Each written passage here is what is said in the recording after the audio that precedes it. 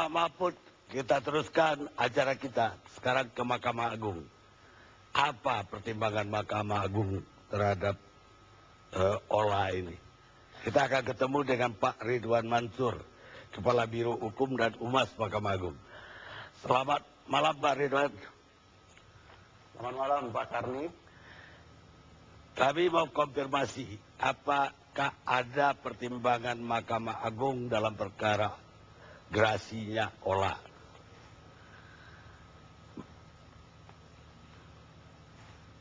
Tidak jelas. Kami ingin konfirmasi, apakah ada pertimbangan yang diajukan Mahkamah Agung kepada Presiden sebelum Presiden mengambil keputusan memberi gerasi kepada Pranola atau olah? Tidak jelas. Suara saya bisa ditangkap, Pak? Iya, tapi kecil sekali. Kecil sekali. Tapi kecil Bisa sekali.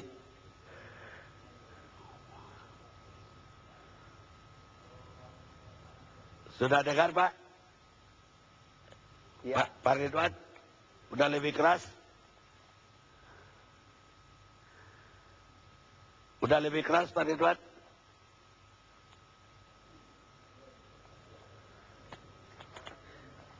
Saya ulang putus.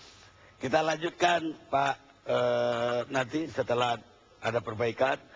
Pak Patrialis lagi, ada yang mau ditanggapi tadi yang terakhir diucapkan beliau atau tidak? Kalau saya berpikir, ya, setelah kita melakukan perubahan konstitusi, undang-undang dasar kita menganut sistem check and balances. Masing-masing lembaga itu tidak boleh ikut campur dengan lembaga lain. Karena masing-masing itu sudah diberikan kewenangan-kewenangan sesuai dengan fungsi dan kedudukan masing-masing. Kalau satu lembaga masuk ke lembaga lain, negara ini menjadi apa? Makanya kita sudah mengenal tidak hanya separation of power, tapi juga distribution of power. Jadi kekuasaan itu dibagi dan dipisah. Tugasnya masing-masing sesuai dengan fungsi dan tugasnya. Jadi Pak saya Patrialis mau mengatakan harusnya Mahkamah Konstitusi jangan mencampuri urusan eksekutif. ya saya kira Mahkamah Konstitusi tugasnya jelas Nah, kok. kalau Pak Patrialis ngomong check and balance, Iya. bukan berarti harus steril semua. Justru check and balance itu tidak steril. DPR boleh mengoreksi eksekutif. Kecuali itu sudah diberikan pintu masuk Iya. oleh konstitusi Jadi yang Pak maupun undang-undang. Patrialis mau maksudkan ini Kalau Mahkamah selama Konstitusi. tidak diberikan pintu masuk oleh undang-undang, dia nggak boleh masuk. Ya tentu melalui undang-undang. Iya. Tapi undang-undang yang membuat check and balance tadi Iya. berjalan. Artinya saling cross. Iya. Saya kira itu aja komentar saya. Pak, Tapi sedikit salah di dalam memberikan salah di dalam memaafkan jauh lebih baik daripada salah memberikan sanksi. Itu aja ada Gium. statement saya. Pak Ridwan lagi. Pak Ridwan, udah dengar suara saya? Iya Pak Karni, selamat malam. Malam, Pak Ridwan. Ya. Saya ingin konfirmasi, apakah sebelum Presiden memberikan gerasi kepada olah atau Pranola, ada rekomendasi apa dari Mahkamah Agung? Iya, selamat malam Pak Karni. Jadi sebelumnya mungkin saya meluruskan, sebenarnya pemohon ini yang telah dijatuhi hukuman pidana mati ini, amarnya itu adalah secara bersama-sama, tanpa hak dan melawan hukum menjadi perantara jual beli narkotika. Dan tanpa melawan hukum menyimpan untuk persediaan. Jadi supaya luruskan dulu. Nah, terhadap permohonan gerasi yang diajukan oleh pemohon, itu Mahkamah Agung sesuai dengan ketentuan bahwa Presiden itu sebelum memberikan gerasi itu mendengarkan pendapat dari Mahkamah Agung. Apa itu wajib? Nah, Mahkamah Agung pada tanggal 23 Desember tahun 2010 telah mengirimkan pendapat tersebut yang disampaikan kepada Presiden.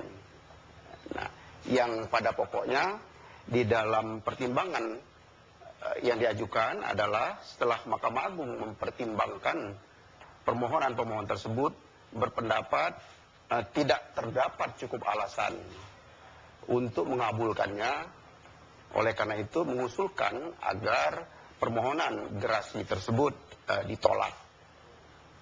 Nah, tentunya ya memang karena ketentuan konstitusi dan juga undang-undang gerasi maupun undang-undang Mahkamah Agung sendiri bahwa Ketua Mahkamah Agung dalam hal ini telah memberikan pendapat sepenuhnya diberikan kepada Presiden apakah akan menggunakan pendapat tersebut untuk menjadi pertimbangan Presiden, karena sepenuhnya mengabulkan atau menolak gerasi itu adalah di tangan Presiden. Apa pertimbangan Mahkamah Agung menolak atau tidak menyetujui pemberian gerasi kepada Ola? Ya, antara lain memang itu dalam artis blood ya sebenarnya, tetapi yang menjadi penting adalah bahwa di sana terpidana itu sebagai perantara jual beli narkotika golongan 1. Nah, ini yang menjadi pertimbangan pokok mengapa kemudian dari alasan-alasan yang diajukan oleh pemohon dianggap tidak cukup untuk mengabulkan permohonan gerasi dari terpidana tersebut. Sekarang ini ada beberapa orang yang dapat gerasi dari Presiden, tidak hanya Ola. Apakah ada di antara mereka itu yang mendapat rekomendasi atau persetujuan dari Mahkamah Agung? Ya, banyak sekali ada beberapa perkara gerasi, permohonan gerasi itu yang masuk. Misalnya sampai bulan Mei misalnya itu sudah sampai 26 permohonan gerasi. Kemudian di dalam laporan perkara tahun 2011 pun itu lebih dari 200 sudah dimasuk permohonan gerasi.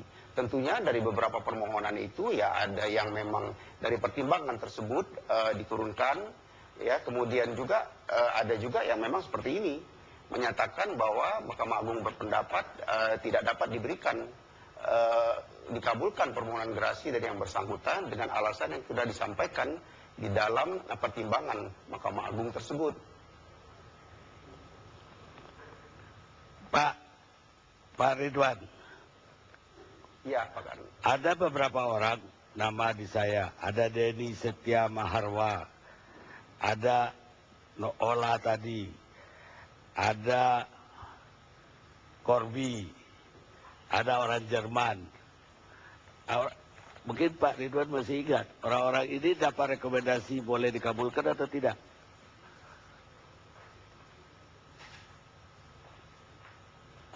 Ya, jadi ada beberapa, tadi saya katakan juga tahun 2011 misalnya itu ada 64, tahun 2010 itu ada 292 permohonan gerasi. Memang yang sebagian besar terbanyak itu adalah pada pidana khusus.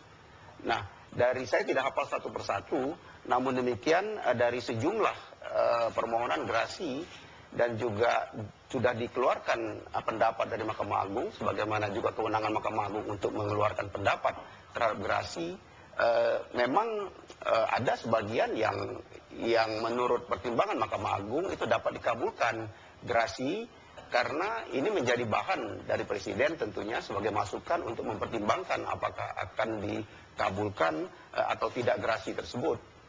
Apa ada kriteria tidak? Kalau dia ada di persediaannya, dia itu bandar, dia tidak akan dapat gerasi dalam narkoba. Kalau dia hanya sekedar kurir atau pemakai, baru ada pertimbangan dapat gerasi. Ada klasifikasi ya, itu nggak? Pertimbangan, karena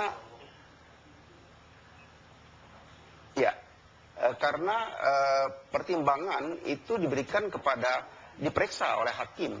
Ya, artinya Ketua Mahkamah Agung bisa Ketua Mahkamah Agung sendiri bisa juga mendelegasikan kepada hakim, misalnya terhadap tindak pidana khusus itu diserahkan kepada Ketua Muda tindak pidana khusus untuk memeriksa dokumen-dokumen baik dari putusan pengadilan tingkat pertama sampai terakhir, dan juga dokumen-dokumen yang ada berkaitan dengan permohonan tersebut. Jadi bermacam-macam, ada yang memang dikabulkan dengan pertimbangan tersebut, ada yang memang secara tegas dinyatakan bahwa untuk agar permohonan gerasi tersebut ditolak. Baik, kayak sepertinya Mahkamah Agung cukup tegas dalam hal kalau mereka itu bandar. Tapi mungkin sekaligus saja Pak Ridwan, karena kebetulan kita pertama ketemu. Saya juga ingin tanya, kenapa pada satu hari Mahkamah Agung justru tidak konsisten? Artinya ada pabrik ekstasi Hengki Gunawan alias Angki di Surabaya, justru dianulir sendiri oleh Mahkamah Agung menjadi 15 tahun. Dan kemudian ada lagi yang gerasi, yang diputuskan menjadi 12 tahun. Dan itu divonis mati juga di Tangerang. Tapi di MA atau peninjauan kembali berubah jadi 12 tahun. Namanya Ileri. Apa tanggapan Pak Ridwan? Iya, jadi memang betul bahwa tidak ada putusan dalam perkara itu yang sama persis.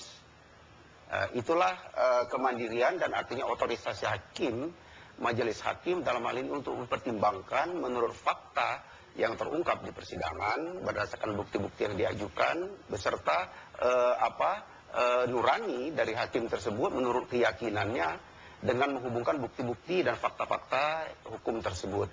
Nah, memang ada perbedaan, artinya majelislah yang menentukan berdasarkan pertimbangan yang telah ditemukan dalam kesimpulan dari fakta-fakta terungkap di persidangan dan keyakinan hakim itu sendiri. Ya, memang ada yang menjadi turun, ada kemudian yang putusan itu menjadi bertambah, bahkan ada kemudian yang tadinya dipidana penjara bisa jadi pada tingkat yang lebih tinggi, tingkat yudek yuris misalnya menjadi pidana mati. Tidak ada putusan yang sama. Tapi memang kita menjaga untuk tidak terjadi disparitas putusan yang terlalu jauh. Artinya jangan ada perbedaan untuk perkara yang mirip, tetapi dengan misalnya terhadap perantara, jangan ada putusan yang sangat berbeda jauh. Itulah kenapa sekarang ada sistem kamar di Mahkamah Agung untuk menghindari adanya disparitas putusan yang terlalu jauh perbedaannya antara perkara yang satu dengan perkara yang lain dalam pertimbangan dan dalam pembuktian yang sama terhadap pertimbangan dari hakim terhadap pasal dakwaan yang terbukti. Baik, tapi ya mungkin karena kasus yang tadi itu signifikan sekali diturunkan hukumannya, Pak Mahfud dalam kemarin itu pernyataannya tidak hanya menuduh mafia itu hanya masuk ke kejaksaan, kepolisian, tapi juga ke pengadilan. Bahkan lebih jauh lagi ke PBC Istana, kata Pak Mahfud tadi. Apa tanggapan Pak Ridwan juga masuk ke peradilan mafia narkoba yang sama? Ya, tentunya pengawasan. Sekarang Mahkamah Agung sangat ketat di dalam pengawasan. Kalau misalnya terjadi temuan-temuan bahwa ada hakim yang tidak terjaga integritasnya, terutama terhadap perkara-perkara yang Mahkamah Agung sendiri sangat concern terhadap perkara narkotika ini. Misalnya di dalam surat edaran Mahkamah Agung tentang perkara narkoba ini sendiri sudah ada bahwa perhatian yang sangat khusus terhadap perkara-perkara tindak pidana khusus. Salah satunya adalah perkara narkotika. Ya, jadi pengawasan yang sangat ketat itu dilakukan terhadap jangan ada putusan-putusan yang kemudian sama sekali tidak memberikan perhatian untuk menyikapi dan menyidani perkara ini secara benar. Karena memang kita punya tujuan dalam perkara-perkara khusus ini untuk memerangi perkara-perkara tersebut yang sangat melukai perasaan masyarakat dan juga akan sangat merugikan masyarakat. Edaran itu kapan, Pak?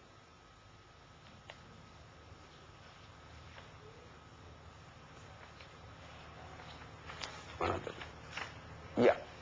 Kapan edaran? Di dalam surat edaran Mahkamah Agung. Dalam surat edaran Mahkamah Agung tahun 2009 itu ditegaskan terhadap perkara-perkara tindak pidana khusus yang salah satunya adalah perkara narkotika. Ya, itulah persoalannya Pak. 2009 Mahkamah Agung mengadakan edaran itu Baru tahun kemarin ada bandar ekstasi yang dihukum 15 tahun. Ada penyelundup 5 kg heroin yang dihukum cuma 12 tahun penjara. Kita istirahat sejenak.